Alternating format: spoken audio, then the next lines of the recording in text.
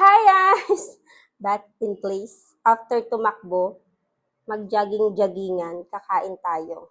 Sarap na ulam ko, sinaing na tulingan, lumpiang Shanghai, and ginataang sitaw at kalabasa na gawa ng aking nanay. Ito yung mga bagay na hindi dapat pinapalagpas yung luto ng ina nyo. Ay, ng nanay nyo pala. First bite. Sarap.